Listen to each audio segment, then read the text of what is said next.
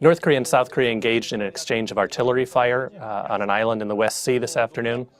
The incident came in some ways as a surprise to the South Koreans. It came at the same time that the two countries were discussing the exchange of Red Cross officials.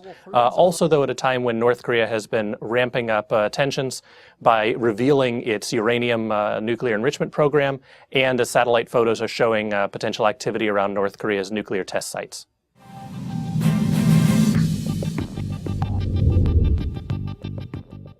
The attack happened along the so-called northern limit line. This is the extension of the demilitarized zone into the West Sea. It's a line that the North Koreans have never accepted. What the line does is it runs along a series of 5 islands that basically hems in North Korea and hems in its southern ports, particularly the deepwater port of Haeju. The attack took place while South Korea was carrying out exercises in the area, exercises that the North Koreans claimed were provocations.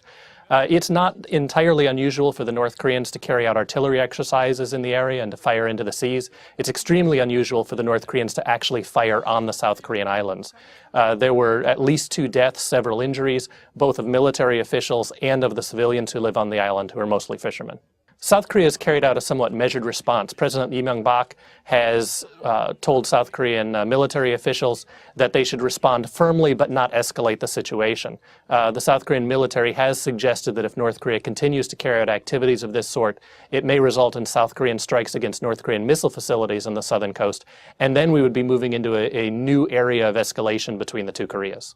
There's a lot of questions as to why North Korea decided to escalate to this level. Similar to the sinking of the Cheonan, we now have them shelling directly onto South Korean islands, onto South Korean territory.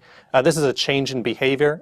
It's activity that we haven't really seen since about the 1980s in what North Korea does.